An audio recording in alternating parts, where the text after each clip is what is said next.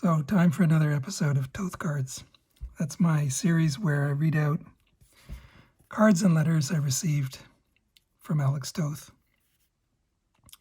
master cartoonist, storyteller, and interesting friend. So here, the cool thing about this is that I went to live in Germany for a year back in 1990, and so he used one of these Aerogramme fold-out kind of. I'd never seen them before. I don't know. Maybe it's a USA thing. I've never seen these in Canada, but maybe I don't know anything. But it's a piece of paper that you could buy. Looked like it was pre-stamped. And it folded up with a little tab that you taped over here. I just tore this little bit of it. Kind of cool. So yeah, so I got this in Germany. I'd moved there for a year. I was living in Munich, München, and his iconic, well, what is it, bird avatar is is on a cracked egg, and it's puzzled because, as you'll see when I start reading the letter, I'd been out of touch with him for a while, and so then I suddenly wrote him from Munich, and he was like flabbergasted, like, "What are you doing there, son?" Well, you'll see in the letter. And so I guess he changed his little cartoon symbol to the puzzled bird. Now this is, I'm jumping around. I should make a housekeeping note too. This is from 1990. I had some from the 80s, and there's some from later in the 90s. But I've kind of given up trying to do them all in order because there's too many of them, and I just can't be bothered. So sorry about the voice. It's a little scratchy tonight. I don't know why. But I am determined to do one of these, so here we go. So he says, "Dear Paul, well, what the hell are you doing in Munich? 10 May 1990. Look at the elegant way he, I'm going to zoom in. I don't know, just the way he does that, like, almost cursive intro, and then beautiful hand lettering. So he goes, "Thanks for yours of 29th April, still hot in hand here." I guess I had finally written him from Germany. He goes, "Yes, I know Karl Arnold's work, still from the 1914 to 1918 issues of German Simplissimus, which was a magazine of German cartooning, along with maestros of illustration, caricature, and cartoon, like Eduard Toni, Gulbrandsen, Blix, etc., and I have Xerox sets, books, etc. of their works of amazing variety, from pre-World War I to the 20s, etc. Check them out in the museum and Antiquariat bookshops. And a favor for me and you, please, find copies of a museum show catalog book of the famous German posterist of the 1920s to 1940s, Ludwig Holbein. Buy you and me a copy, send mine well wrapped to me, and I'll pay you whatever the charge post haste, okay? The 8 1/4 by 11 square bound, 136 page, half-inch thick, well-mounted printed catalog of Holbein's posters, reproduced in great halftones, some color prints, most much reduced in size, but sharp enough, will knock your eyes out. Its cover is one of his posters and ads as I've doodled here. You won't see where I lost my place. You won't see on his name on it to be easily identified, thus my doodle for you to spot it on shelves. Inside on its first end paper page, one small type line atop it reads the proper title, Ludwig Holbein. Plakat de Jahr, I guess it's the year, 1906 to 1940.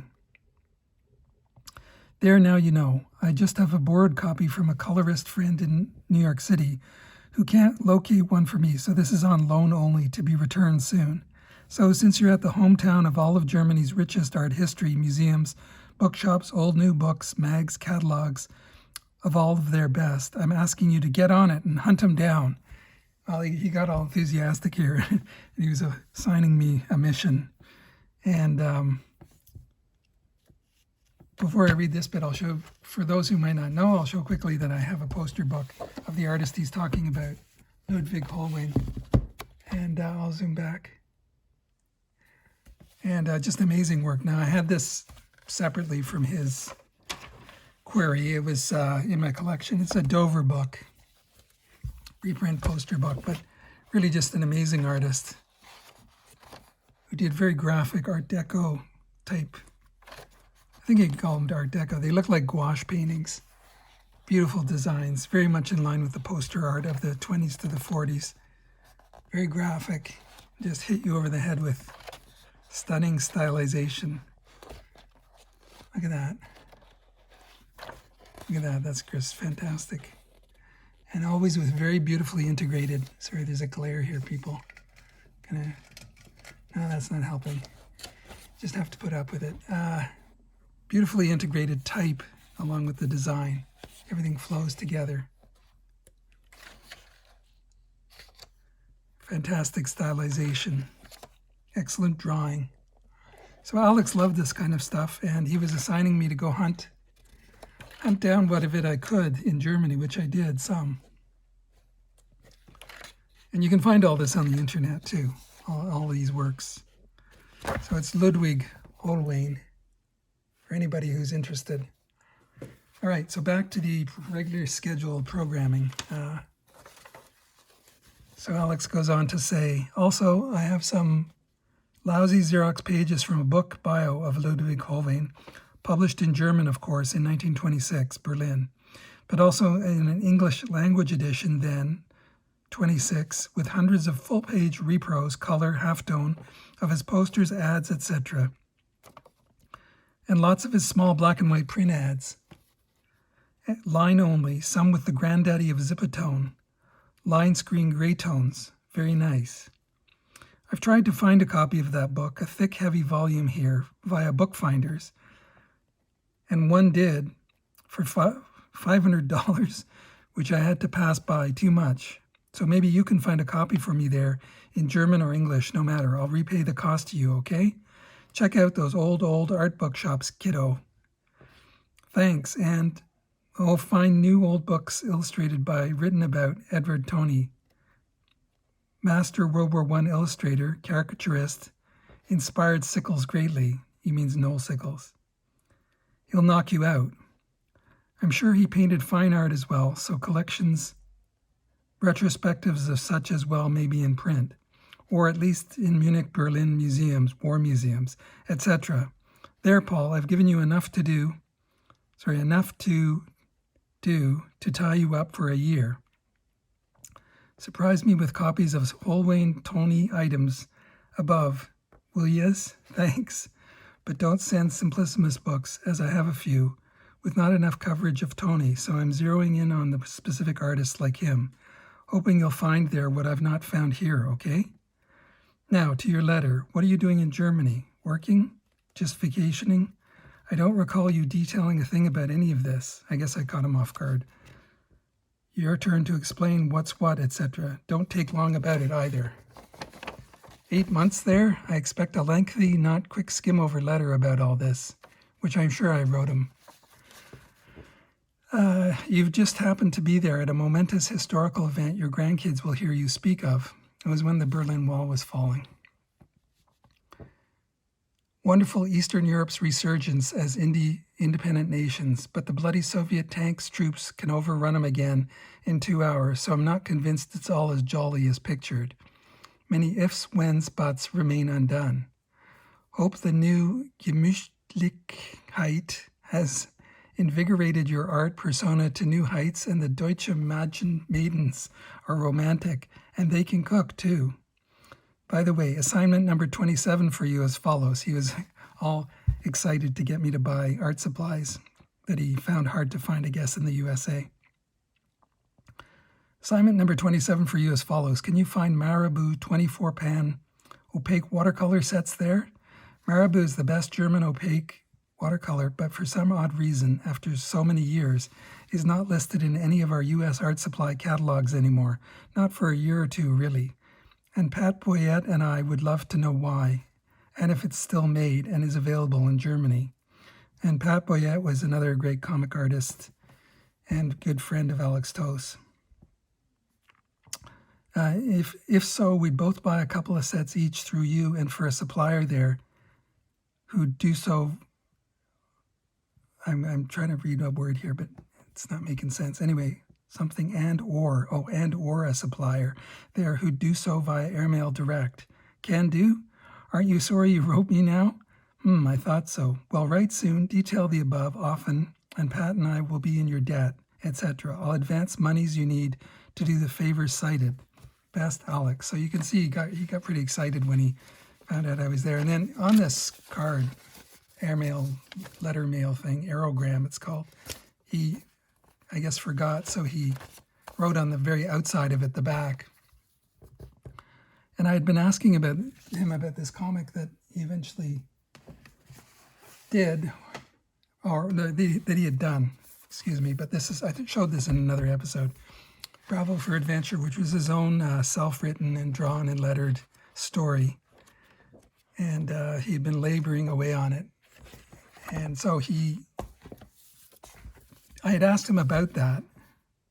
I think I had asked him something like, how did you create such great quality work so consistently? Yeah, because he says, almost forgot, got effusively sidetracked within.